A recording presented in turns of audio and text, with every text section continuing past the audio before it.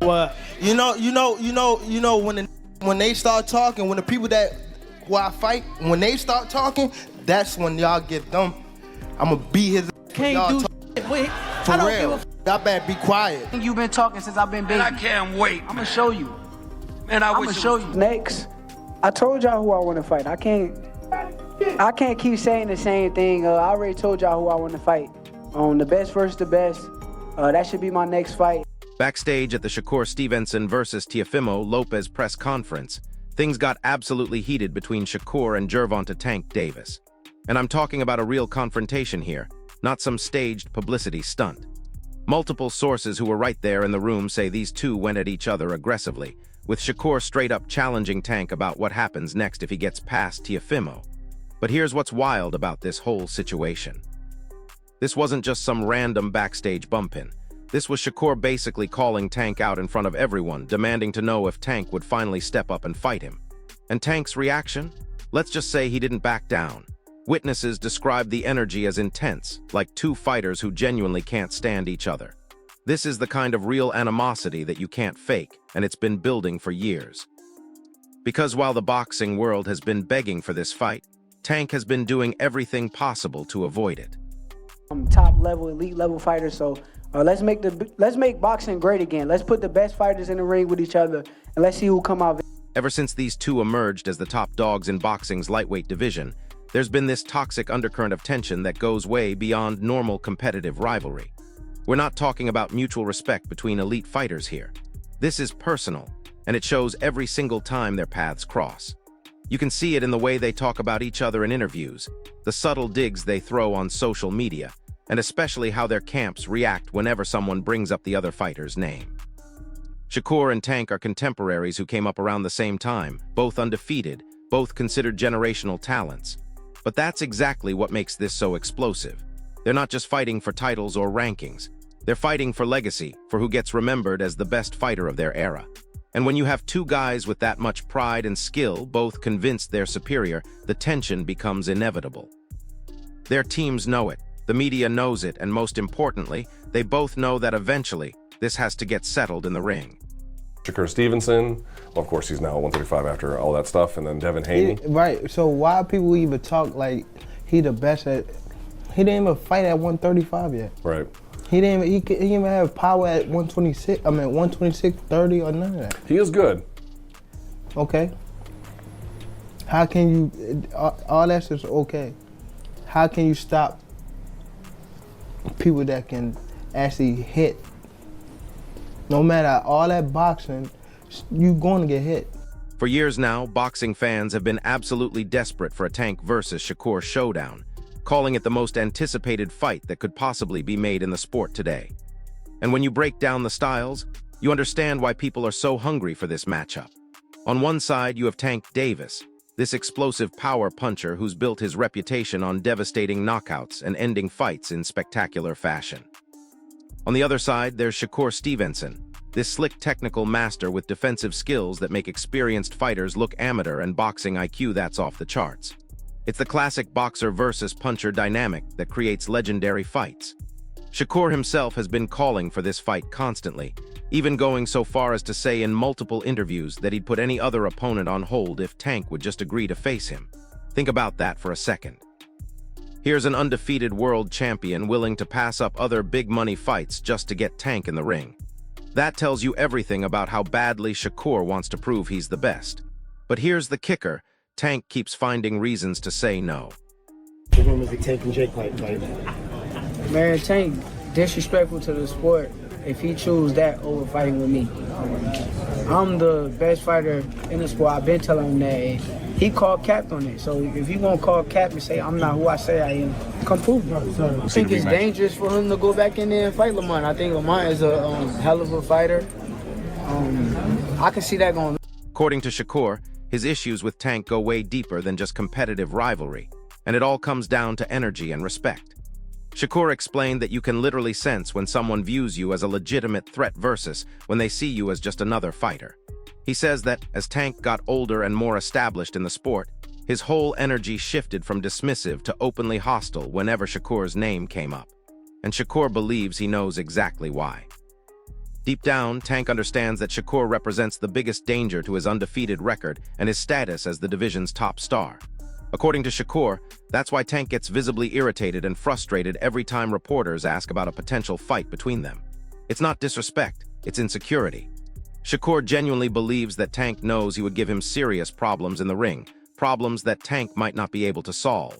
But here's where it gets really interesting. Shakur also pointed out the fundamental difference in their mentalities about competition.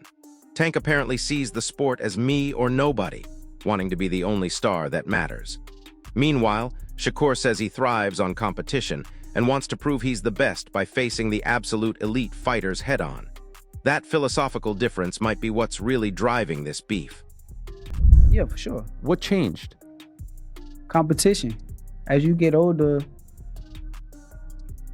you start to know what competition is, and he kind of looked at me like, I feel like I was a threat, which is rightfully so. Like, I don't blame him for the way that he looked at me, but it is what it is. It's two guys that just want to be the best in our sport, and we were ready to lay it all on the line. Did he say to you like, yo, I don't want to be friends, or we can't, or is it just like a gradual thing where it started to become more distant?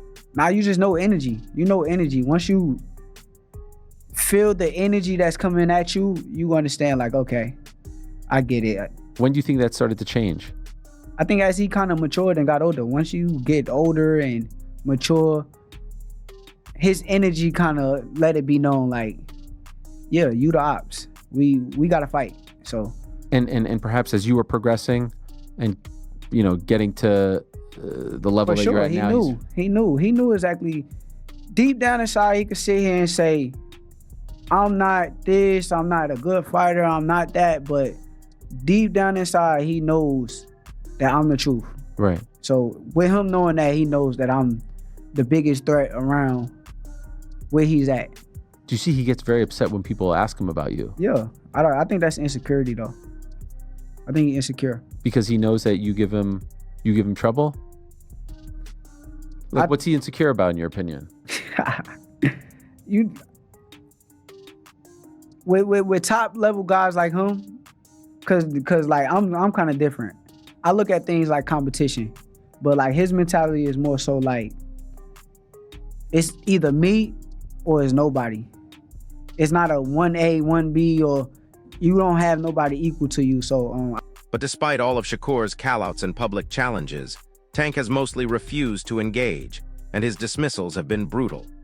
After recent promotional events and press tour, Davis has completely dismissed any talk of fighting Shakur, publicly questioning what Stevenson has actually accomplished in the sport that would make him worthy of a big fight. In one particularly harsh press interaction, when reporters asked Tank why he hasn't stepped up to fight Shakur, Davis literally responded with, "What has he done?" The disrespect was obvious and intentional. Tank went on to emphasize that he's way more interested in pursuing fights with bigger names like Devin Haney, Ryan Garcia, or Vasily Lomachenko before he would even consider fighting Shakur. Now, on the surface, this might seem like Tank just prioritizing bigger fights. But here's what's really happening. Davis's public stance isn't just about avoiding a dangerous opponent. This is strategic dismissal designed to hurt Shakur's marketability and credibility. By questioning Shakur's legitimacy in front of the media, Tank is trying to frame the narrative so that people don't see Shakur as a worthy challenger. It's psychological warfare, and it's clearly getting under Shakur's skin. He look like he got skill, right? But to be honest, I'm gonna be real. I ain't see him fight nobody that's like. That's amateur shit. Come on, bro. When that heat coming back at you, them niggas like, you can see it. Yeah, you can see it. They ain't really. These niggas just talking that way, and it's always, oh, he can be this, he can be the next. Nigga, prove yourself. You still haven't proved yourself. When someone was in front of you that can crack. Shakur, meanwhile, has taken a completely different approach to this rivalry, and his confidence is absolutely unshakable. He doesn't just want the fight with Tank. He's convinced he would dominate if it ever happened. In interviews going back months, Shakur has made bold statements about being the superior boxer and claiming that Tank simply cannot beat him. He points to his technical mastery, his defensive skills, and his boxing IQ as the tools that would carry him to victory. But Shakur hasn't stopped there. He's also accused Tank of deliberately picking easier opponents and manipulating weight stipulations to protect his unbeaten record rather than stepping into the ring with fighters who would truly test his skills. These aren't just friendly competitive comments. These are pointed, calculated critiques designed to paint Tank as someone who avoids real challenges while positioning Shakur as the fearless competitor willing to fight anyone. And honestly, when you look at their recent opponent selections, Shakur might have a point. While Shakur has been taking on legitimate contenders and world champions, Tank's recent fights have raised some eyebrows about the level of competition he's choosing.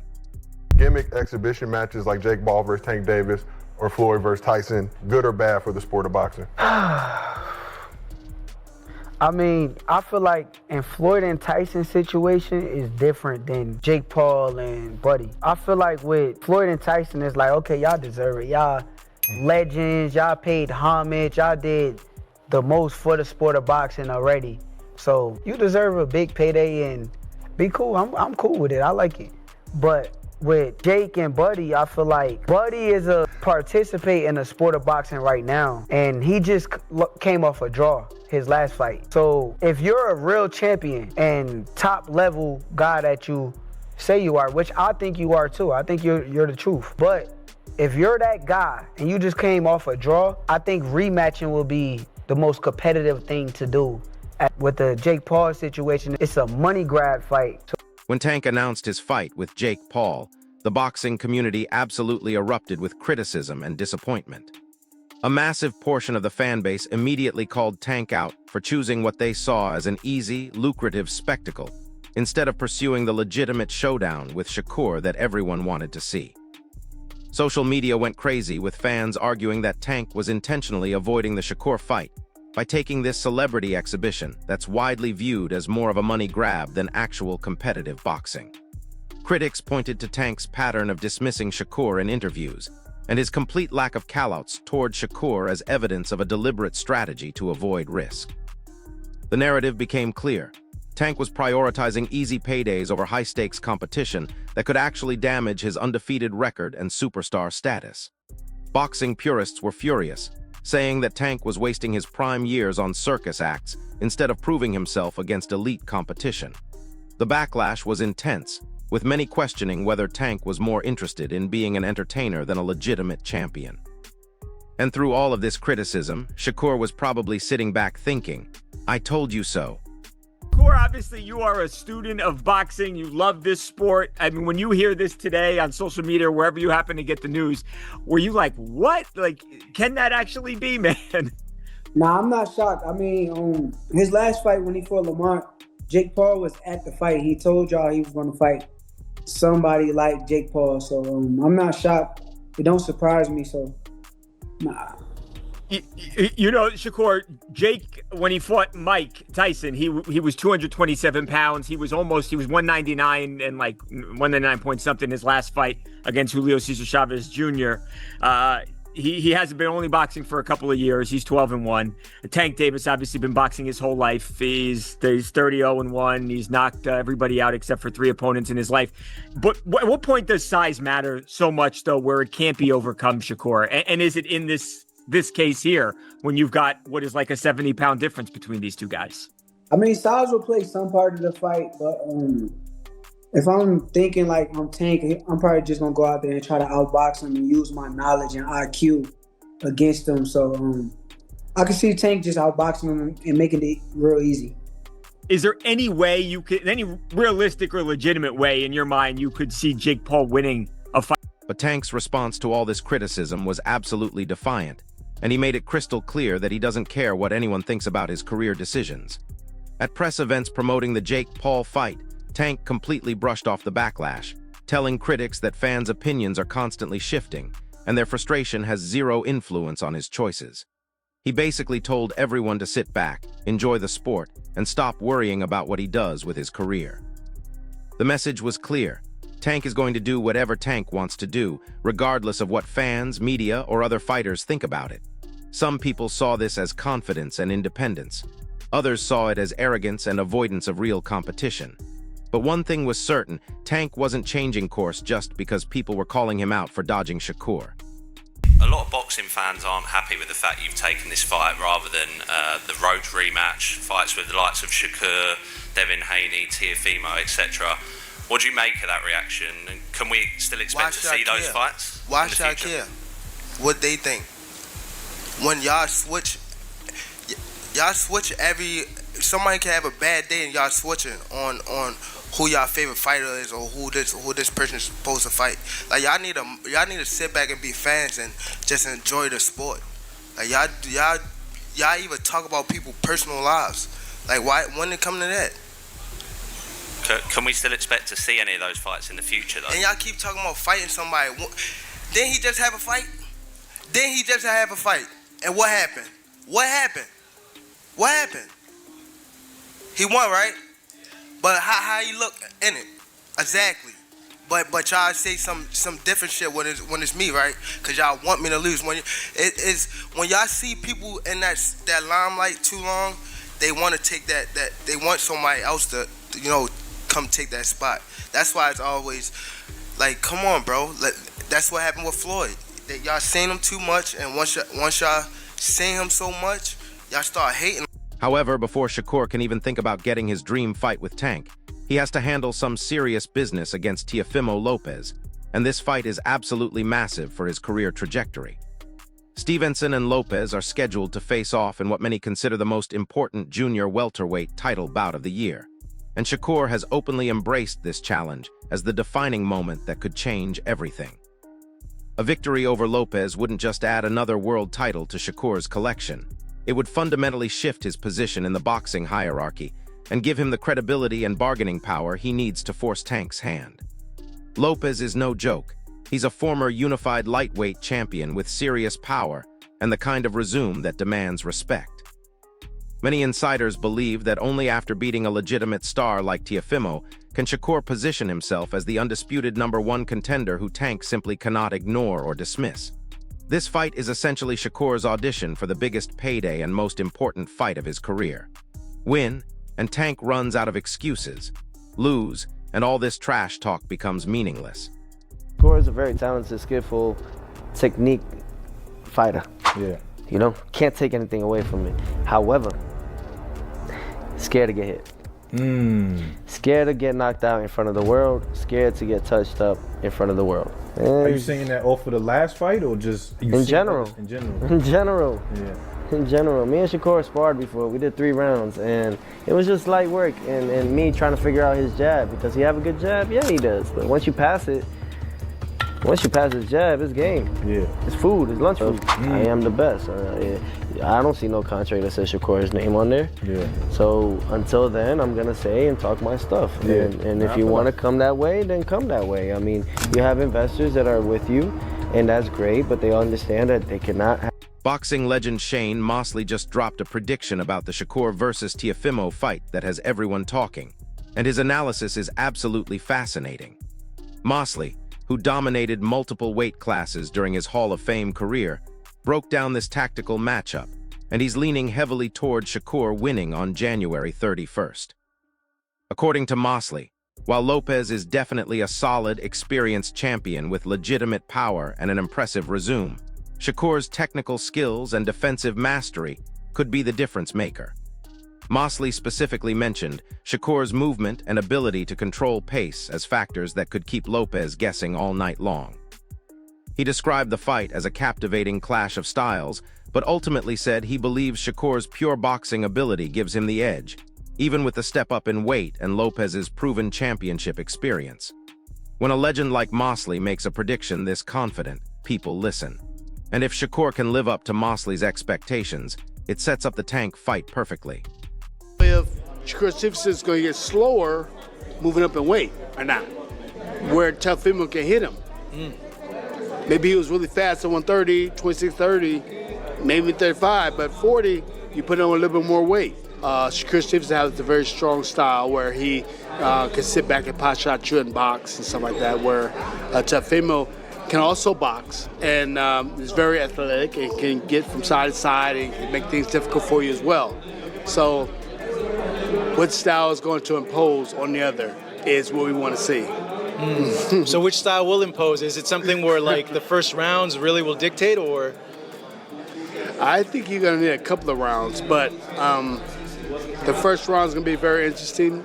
Maybe you see some some tails, but I think maybe 2 or 3 you're gonna start seeing one leave the other. Because I don't think that. Well, maybe. I mean, Shakur might show some different. If he has to go after Teofimo, he might show some different type of heart that we haven't seen, or different type of fighting we haven't seen, and vice versa. You know, whereas Teofimo's hitting him with different shots off the angle, that is kind of giving Shakur Stevenson trouble. Right now, as negotiations continue and boxing fans keep debating on social media, this potential showdown between Shakur and Tank remains the most discussed and frustratingly elusive matchup in the entire sport. Shakur has openly called it the biggest fight that could be made in boxing today, insisting it would shatter pay-per-view records and capture worldwide attention, unlike anything we've seen in years. His confidence about the fight's commercial potential isn't just hype. Industry experts agree that Tank versus Shakur would be a massive event that could revitalize interest in the lightweight division. But despite all of Shakur's public challenges and his obvious confidence that this fight needs to happen, the reality is that both fighters are currently on completely separate career paths. Shakur is focused on building his resume with legitimate contenders and proving he belongs in the pound-for-pound conversation.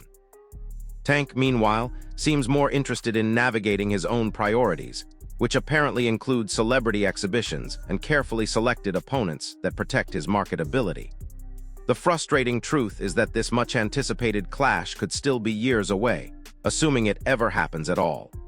When are we gonna see the Shakur Tanks, the Shakur Devin, the Devin Tanks? There's only one fight that is really the one. Bad. Like, if we were like gonna be for real about it, like, keep it honest. What's like, the fight? My opinion, because we talking about like skill and like boxing, like all around boxing, right? Yeah. Because we ain't talking about somebody that just got a good jab or what. Yeah. We talking about like all around. Can do everything. Yeah, boxing. Yeah. Me and Tank the biggest fight. That's the one. It's the biggest fight in the world. Yeah. Like, it's gonna be the biggest boxing fight in the world when it happens.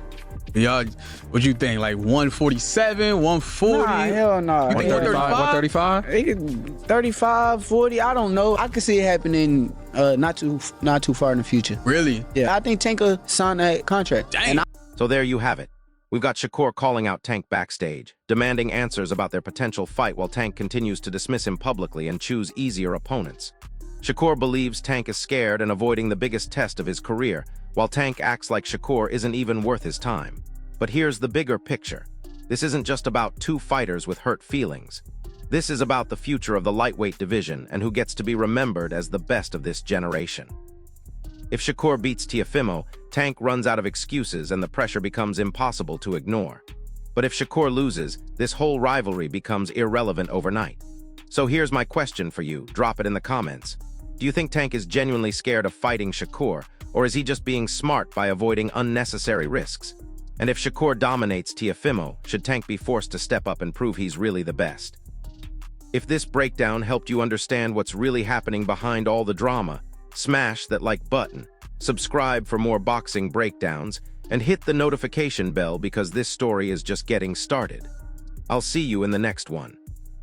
The interesting thing about all this drama is that we're seeing a pattern that's become way too common in modern boxing, where the fights fans desperately want to see get delayed for years because of politics, ego, and money disputes. But this Shakur versus Tank situation feels different because the animosity is so genuine and personal. You can't manufacture the kind of tension we witnessed backstage at that press conference. When two elite fighters genuinely believe they're better than each other and have been trading verbal shots for years, that creates an energy that translates directly into massive pay-per-view numbers and unforgettable fights. What makes this even more compelling is the timing factor that nobody's really talking about. Both Shakur and Tank are in their absolute prime right now, but boxing careers are unpredictable and windows close faster than people realize. Look at what happened with Floyd Mayweather and Manny Pacquiao. By the time they finally fought in 2015, both fighters were past their peak, and the bout didn't live up to the hype that had been building for years. The same thing could happen here if Tank keeps avoiding Shakur and they end up fighting when they're both older, slower, and not the explosive athletes they are today. That's what makes Shakur's urgency so understandable. He knows that every month Tank delays is a month closer to this fight losing its magic. But here's where things get really strategic from Tank's perspective, and why his avoidance might actually be calculated brilliance rather than fear. Tank understands that his knockout power and entertainment value make him the bigger draw regardless of technical skills or boxing resumes. He's built his brand on spectacular finishes and highlight reel moments that casual fans remember forever. Shakur, despite being technically superior, relies on boxing IQ and defensive mastery that hardcore fans appreciate, but doesn't always translate to viral knockouts. So Tank might be thinking, why risk his undefeated record and marketability against a dangerous technical fighter when he can make similar money fighting less threatening opponents who still generate buzz? The business side of this rivalry reveals some uncomfortable truths about modern boxing that fans don't always want to acknowledge. Tank's team probably looks at Shakur and sees a high-risk, medium-reward scenario. Yes, beating Shakur would cement Tank's legacy, but losing to him would be catastrophic for his career trajectory and earning potential. Meanwhile, fighting celebrity opponents or carefully selected contenders allows Tank to maintain his undefeated record while building his brand outside of hardcore boxing circles. It's frustrating for purists, but from a business standpoint, Tank's strategy makes perfect sense until Shakur becomes so undeniable that avoiding him actually hurts Tank's credibility more than fighting him would. The psychological warfare between these two has also reached another level that most people aren't picking up on. Every time Tank dismisses Shakur publicly or questions his accomplishments, he's not just protecting his own brand, he's actively trying to damage Shakur's market value and confidence. Tank knows that boxing is as much mental as physical, and if he can get Shakur frustrated, desperate, or doubting himself, that creates advantages before they even step in the ring. Shakur, meanwhile, is playing his own mental game by constantly calling Tank scared and positioning himself as the fearless competitor willing to fight anyone. Both fighters understand that public perception shapes negotiating power, and they're both trying to control the narrative.